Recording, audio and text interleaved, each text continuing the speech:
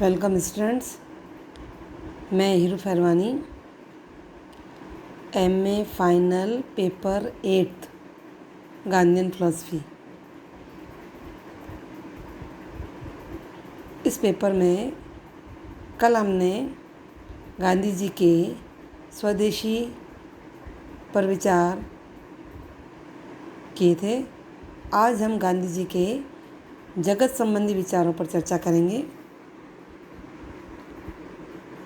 गांधी जी ने वैसे तो जगत के स्वरूप के संबंध में कोई अलग से विवेचना नहीं की है। इस संबंध में उनका जो मत है वो ईश्वर और दूसरे संदर्भों में ही प्रकट होता रहा है।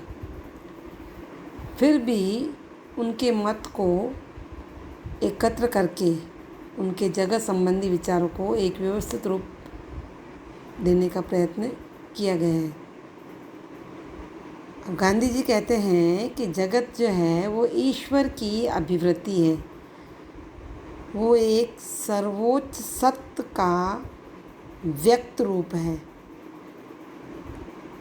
वे कहते हैं कि ईश्वर की जो आत्म अभिव्यक्ति है उसके हमारे सामने असंख्य रूप हो सकते हैं और उनका हर रूप जो है वो हमारी श्रद्धा का एक पात्र है। अब जगत के इस तरह के वर्णन में हमें दो प्रकार के अर्थ स्पष्ट होते हैं। एक तो ईश्वर का तात्विक रूप और दूसरा उसका व्यावहारिक, यानी वो जगत के दो रूपों की चर्चा करते हैं। सृष्टि क्यों हुई इस प्रश्न पर भी उन्होंने बात कभी नहीं की, परंतु इतना अवश्य माना है कि सृष्टि जो है वो ईश्वर की अभिव्यक्ति है। अब तात्विक दृष्टि से देखा जाए तो वो कहते हैं कि ये जगत वास्तविक है और सीमित भी है। वास्तविक क्यों है? क्योंकि ये जगत जो है ईश्वर की अभिव्यक्ति है। दूसरी तरफ वो सीमित क्यों है? क्योंकि यह सृष्टि है। मतलब जगत जो है सृष्टि है परंतु वो ईश्वर नहीं है। यदि जगत के विकास क्रम पर भी अगर हम ध्यान से विचार करें तो हम देखेंगे कि जगत के ये दोनों लक्षण, कौन से दोनों लक्षण? एक तो वास्तविक और दूसरा सीमित। ये दोनों लक्षण इस बात से स्पष्ट हो जाते हैं कि जगत वास्तविक भी प्रतीत होता है और सीमित भी प्रतीत होता है। अब जगत की वास्तविकता पर अगर विवेचन करें तो गांधी जी विभिन्न विज्ञानों की खोजों का अध्ययन करते हैं और ये निष्कर्ष निकालते हैं कि विश्व के हर भाग में उसकी गति और उसका विकास का संचालन कुछ नियमों के आधार पर होता है। चाहे वो सूर्य हो, चाहे वो चंद्रमा हो, सभी के लिए ये विकास का नियम जो है, गति का जो नियम है, सत्य है। अब इन नियमों के बिना जगत की जो गति है वो रुक जाएगी। तो गांधी जी इन प्राकृतिक नियमों में एक ऐसी शक्ति का रूप देखते हैं जो इस पूरे विश्व को संगठित भी करता है और उसे नष्ट होने से भी बचाए हुए है। तो वो शक्ति कौन है? वो शक्ति ईश्वरीय शक्ति है। प्रकृति को संचालित करने वाले जितने भी नियम हैं वो ईश्वरीय शक्ति के काम करने के एक प्रकार से तरीके हैं।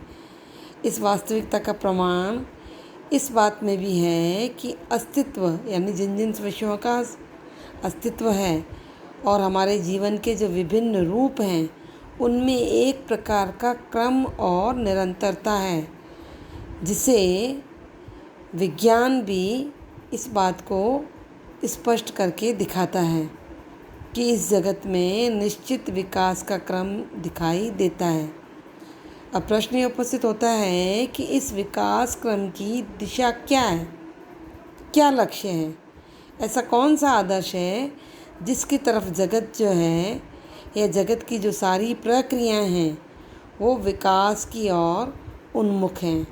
तो गांधी जी कहते हैं कि यह लक्ष्य कुछ और नहीं है वरन पूर्णता का लक्ष्य है और वह ईश्वर ही है।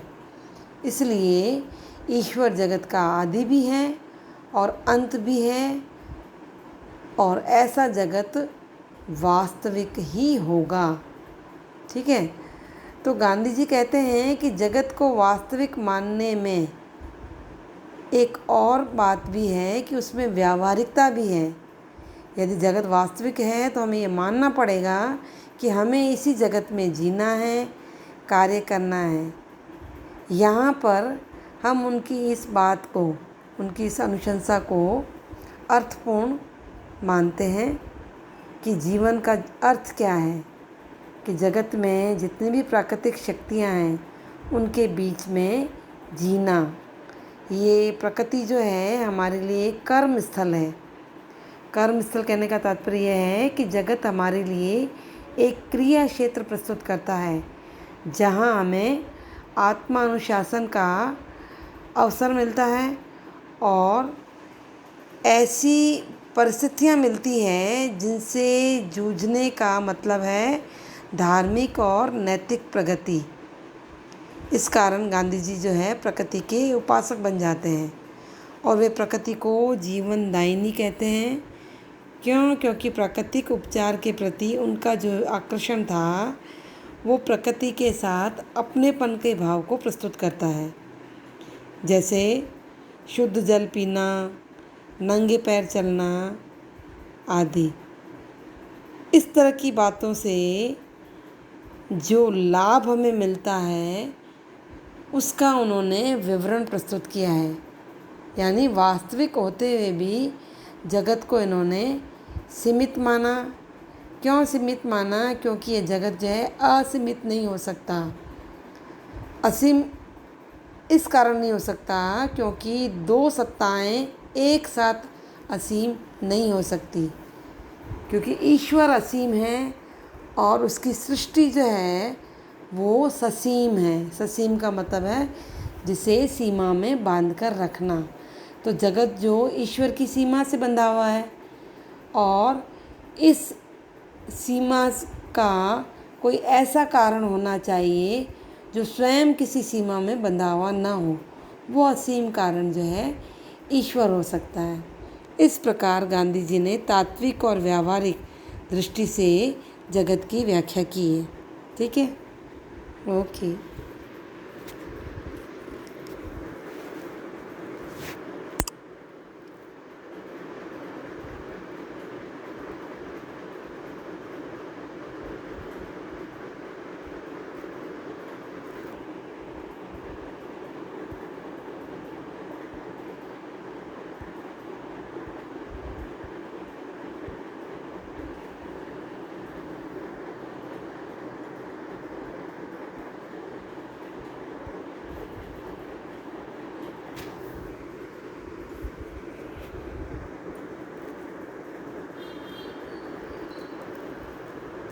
वेलकम बच्चों।